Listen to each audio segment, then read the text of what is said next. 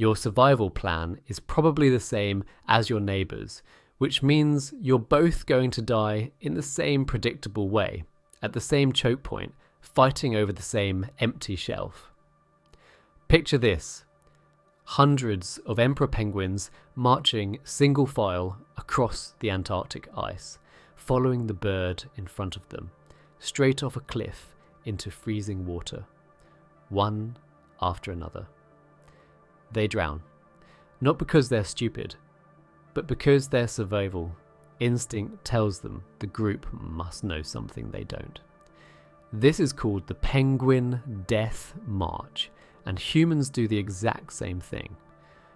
When the grocery store's empty, when the highway's gridlock during evacuation, when FEMA camps fill up, you'll watch your neighbours follow the crowd straight into a catastrophe they could have avoided. Today, we're breaking the herd mentality that gets preppers killed. In 2005, researchers in Antarctica documented something that changed how we understand survival behaviour. A group of emperor penguins marched in formation across the ice shelf. The lead bird miscalculated and walked straight off a cliff into the ocean below. It drowned. Here is where it gets disturbing. The next penguin followed, then the next, then dozens more. They watched the birds in front of them die and walked off the same cliff anyway. This is not a myth. It is documented behaviour called the Penguin Death March, and it reveals a terrifying truth about survival instinct. The biological imperative to follow the group is older than logic itself. For millions of years, staying with the herd meant safety. The animal that broke away from the pack got picked off by predators. The one that followed the group, even when the group was wrong, at least had company. So nature hardwired this behaviour deep into the brainstem. It sits below conscious thought. When crisis hits, your neocortex, the part that does math and planning, shuts down. The limbic system takes over. And the limbic system has one message: follow the crowd. This is what do you see it in every disaster. People queuing in orderly lines while the building burns. Families staying on the Titanic because the crew said everything was fine. Drivers sitting in gridlock during evacuations instead of abandoning their cars and walking. The instinct to conform, to wait your turn, to do what everyone else is doing, overrides the logical voice screaming that you need to move now. Your DNA is 3 million years old. It does not care about your survival plan. It cares about not being alone. And that is exactly what gets you killed. Psychologists call it normalcy bias. Your brain's desperate attempt to pretend everything is normal, even when the building is on fire. Combine that with social proof, the tendency to look at what everyone else is doing and assume they know something you don't, and you get a lethal cocktail of inaction and conformity. This is not theoretical. This is documented in every major disaster in modern history. September 11th, 2001, South Tower of the World Trade Center. After the first plane hit the North Tower, people in the South Tower saw the smoke and heard the explosion. Did they evacuate? Most of them stayed at their desks. Why? Because their co-workers stayed. Because the PA system said to remain calm. Because leaving felt like overreacting. When the second plane hit their building 17 minutes later, those extra minutes of normalcy bias killed them. The people who ignored the crowd and evacuated immediately survived. The human brain hates uncertainty more than it hates danger. When you don't know what to do, your subconscious runs a simple algorithm. Look around. What is everyone else doing? Copy that. It is efficient. It worked for 200,000 years of human evolution. The problem is that everyone else is running the same algorithm. You are all looking at each other, waiting for someone to act first, while the room fills with smoke. This is why entire crowds freeze during mass shootings, why people stand on subway platforms, filming disasters instead of running, why families wait for official evacuation orders that come 6 hours too late. The instinct is not to lead, it is to blend in, and in a crisis, blending in means moving at the speed of the slowest, most confused person in the group. That speed is called death. February 20th, 2003. West Warwick, Rhode Island, the Station nightclub. A pyrotechnics display ignites the foam soundproofing. The fire spreads in seconds. 462 people inside, 4 exits. Here is what happened next. A controlled study in how the herd mentality kills. The front door, the main entrance everyone used to enter the club, became a death funnel. Over 300 people tried to evacuate through that single door. They piled up. They crushed each other. They died within arm's reach of safety because the crowd created a human plug. 100 people died in that pile. The video footage is nightmarish. You can watch them pushing, clawing, suffocating. Here is the part that should haunt every prepper. There were 3 other exits. The side doors were clearly marked, well lit, and unlocked. The stage door was accessible. The total capacity of those alternative exits could have evacuated the entire building, and they were almost empty. A handful of people used them. The rest followed the crowd to the front door and died there. Survivor testimony is consistent. People ran toward the door they remembered, the door they came in through, because that felt familiar. Others followed the crowd because, in their panic, the mass of bodies moving in one direction signaled safety. The assumption was simple. All these people are going this way, so this must be the right way.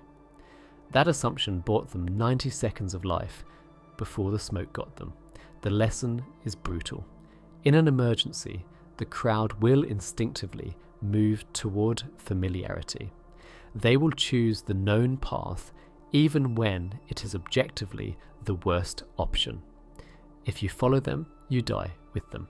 The survivors were the ones who broke from the herd, found an alternate route, and got out while everyone else was still queuing for death. Let's talk about the grocery store fantasy. You think when the crisis hits, you will swing by the supermarket, grab some canned goods, and head home. Wrong. You and 50,000 other people in your city have the exact same plan. That store has maybe 3 days of inventory under normal conditions. In a panic, it has 6 hours. We have seen this play out repeatedly. Hurricane warnings, pandemic lockdowns, economic crashes. The pattern is identical. Day 1, the shelves empty. Not because of actual scarcity, but because everyone buys 3 months of food at once. Day 2, the store is picked clean. Day 3, people start fighting over what is left. By day 4, the stores do not reopen. The trucks are not coming. The workers did not show up. And you are standing in an empty building that smells like broken glass and desperation. Here is the reality. If you are going to the grocery store after the emergency starts, you are not prepping. You are competing.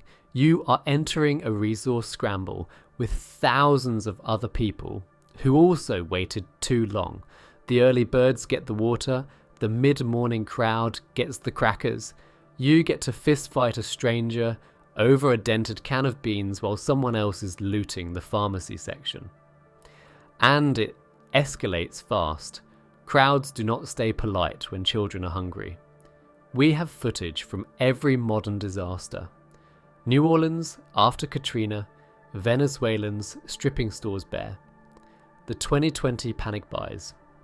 Civilized people become animals when they realize the supply chain is broken.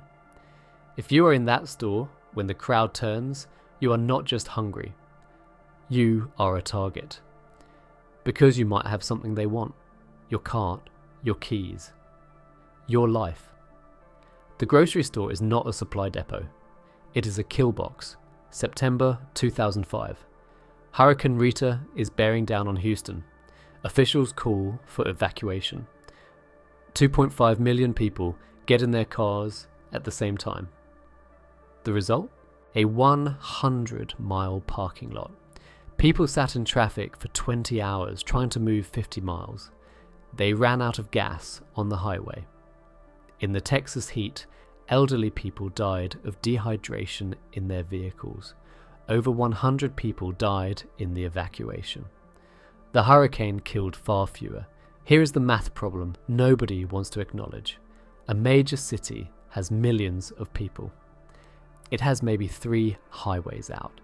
Each lane can handle about 2,000 vehicles per hour under perfect conditions.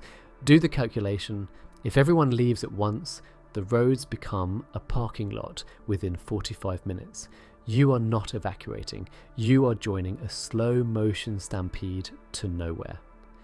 Hurricane Katrina proved the same point. The people who waited for the official evacuation order sat on E10 watching their gas needles drop. No food, no water, no bathrooms, kids screaming in the back seat, and you cannot turn around because there are 10,000 cars behind you with the same idea. The window for evacuation is microscopic. If you are not gone 48 hours before the crowd moves, you are part of the crowd, and the crowd is not going anywhere. They are going to sit in that gridlock until they run out of options. Some will abandon their cars and walk. Most will just sit there, trapped by their own refusal to act early. The only winning move is to leave before the evacuation order, or to shelter in place with enough supplies to outlast the chaos. The middle ground, leaving when everyone else does, is where you die of heat stroke in a Honda Civic, surrounded by 1 million people who made the same fatal mistake. Let's destroy the myth that the government will save you. FEMA's official response time for a major disaster is 72 hours minimum. That is 3 days before the first trucks roll in. 3 days without food, water, or medical care. And that is the optimistic estimate, assuming the roads are clear and the supply chain is functioning. In reality, it is longer. Hurricane Katrina, August 2005. The Superdome in New Orleans was designated as a shelter of last resort. 30,000 people crammed inside. Within 24 hours, the toilets overflowed. There was no running water. The air conditioning failed. In the August heat, the building became a humid, stinking pit. People slept in sewage. The elderly died from heat exhaustion and dehydration. Fights broke out over food and space. It took 6 days for a full evacuation.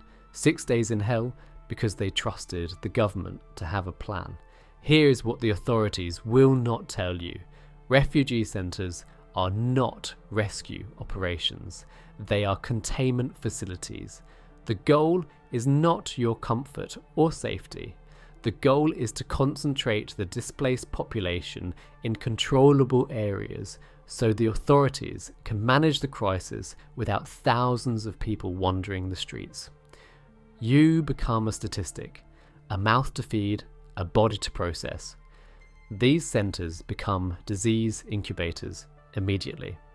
Thousands of stressed, malnourished people sharing tight quarters with inadequate sanitation. Norovirus, influenza, dysentery spread like wildfire. The medical supplies run out in days. If you arrive sick or injured, you wait in line behind hundreds of others. The hard truth? Government help is designed for the average of the masses, not your individual survival. By the time they arrive, you have already lived or died based on your own preparation. Counting on FEMA is not a plan. It is surrender. Right now, your co-workers think you are weird. Your family makes jokes about your basement full of rice and batteries. Your neighbours see you rotating your water storage and they smirk. Preppers are the punchline, the paranoid conspiracy theorist, the guy who thinks the sky's falling. You're crazy, until you are not. March 2020, COVID lockdowns hit. Suddenly the guy with 3 months of toilet paper and canned goods is not laughable anymore. He is a genius. The same people who mocked him are now calling, texting, showing up at his door. Got any extra hand sanitizer? Can we borrow some rice? The shift happens overnight. Paranoid becomes prepared. Crazy becomes profit. Here is the paradox. You need to prep, but you cannot let anyone know you prepped. The moment you advertise your stockpile, you become a target. Your prepared house is now the neighborhood supply depot in everyone else's mind. When their kids are hungry, they remember you have food. When the power is out, they remember you have a generator. And they will come asking, then demanding, then taking. This is why the best preppers are invisible. They look just as panicked as everyone else. They stand in the empty grocery store lines, shaking their heads in fake disbelief. Meanwhile, their basement is stocked for 6 months. The grey man principle applies to preparation. The person who brags about their bunker is the first person who gets their bunker raided. You will be right eventually. Every prepper is. The question is whether you will be alive to see it because you kept your mouth shut, or dead because you told the wrong person you had what they needed. Let's run the numbers. In any given crisis, about 10% of the population is actively prepared. They have supplies, plans, skills. Another 10% are completely helpless, the elderly, disabled, or children who depend on others. The remaining 80%, they are all going to do the exact same thing. They will follow the official guidance, go where they are told, and compete for the same dwindling resources. This is not speculation. This is documented behavior in every disaster model. The tragedy of the commons plays out in real time. When resources are shared and are unrestricted, everyone takes more than their share because they assume everyone else will do the same. The public water supply, drained in days by hoarders, the emergency food distribution, mobbed until nothing remains, the community shelter, overcrowded and undersupplied. Each individual acts rationally for themselves, but the collective behavior destroys the resource for everyone. Here is the pattern you need to recognize.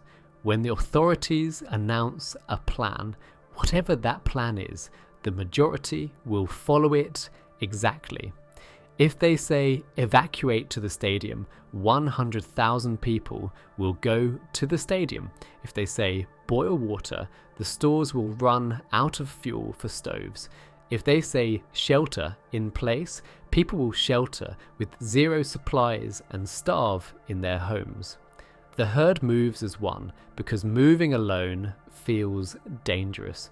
Your advantage is simple. Identify what the masses will do and do literally anything else. They are going to the FEMA camp, you stay home. They are hoarding bread, you already have wheat berries and a grinder. They are evacuating on Friday, you left on Tuesday. The math is brutal but clear. 90% of people will make the same choices. Those choices will fail 90% of the time. Do not be in that equation. Breaking from the herd is not a physical challenge. It is a psychological one. Every fibre of your being will scream at you to stay with the group. Your nervous system is hardwired to fear social rejection more than physical danger. Standing alone while everyone else moves together triggers a primal panic that feels like death. You have to train yourself to override it before the crisis hits. Here is the recognition pattern. When everyone is moving in the same direction with confidence, that is your red flag. Crowds do not think, they react. If you see a mass of people flowing toward one exit, one store, one evacuation route, Assume it is the worst option. The best path is usually the one nobody is taking because it requires independent thought. Rick Rescorla, head of security for Morgan Stanley in the South Tower on September 11th. When the first plane hit, the Port Authority told everyone to stay in place. Rescorla ignored them. He had trained his people for years on evacuation drills using the stairwells. He ordered immediate evacuation. 2,687 Morgan Stanley employees walked out before the second plane hit. Rescorla went against official orders and saved nearly 3,000 lives. He died going back in to search for stragglers. Training yourself means practicing discomfort now. Take the stairs when everyone takes the elevator. Leave the party early when everyone is staying. Park away from the crowd. Small acts of contrarianism build the mental muscle you need to break from the herd when it counts.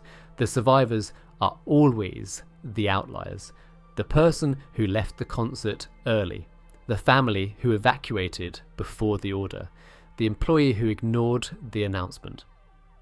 Going against the crowd feels wrong. It feels lonely. It feels crazy. That feeling is what keeps you alive. Being in the 1% is not about wealth. It is about divergence. While the masses are planning to react, you are planning to avoid the reaction entirely. Here is how you separate yourself from the herd that is marching toward the cliff. First, preparation in depth. You do not have one bug-out bag. You have supplies staged at multiple locations. Home, vehicle, workplace, a trusted friend's place 2 counties over. You are not dependent on any single cache. When the crowd is looting store A, you are already supplied from stores B through F that you hit weeks ago. Second, the grey man principle. You look average, act average, and blend completely. No tactical gear, no prepper bumper stickers, no conversations about your stockpile. You are invisible. When chaos hits, you do not stand out as someone who has resources worth taking. Third, multiple fallback plans. Route A is compromised. You have routes B, C, and D memorized. You have walked them. You know the choke points. You know which bridges will clog and which back roads stay clear. When everyone is on the highway, you are on the farm road they forgot existed. Fourth, community, but choose carefully. Find 2 or 3 other independent thinkers, not the loud preppers, the quiet ones, the ones who nod when you mention supply chains and say nothing. Build trust slowly. These are the people you coordinate with, not the herd. Fifth, mental preparation. This is the hardest part. You have to accept right now, today, that when the crisis hits, you will walk away from people you know. You will not stop to help strangers. You will not wait for your unprepared neighbours. That sounds cold. It is survival. The crowd will beg you to join them. You have to be willing to say no and keep walking.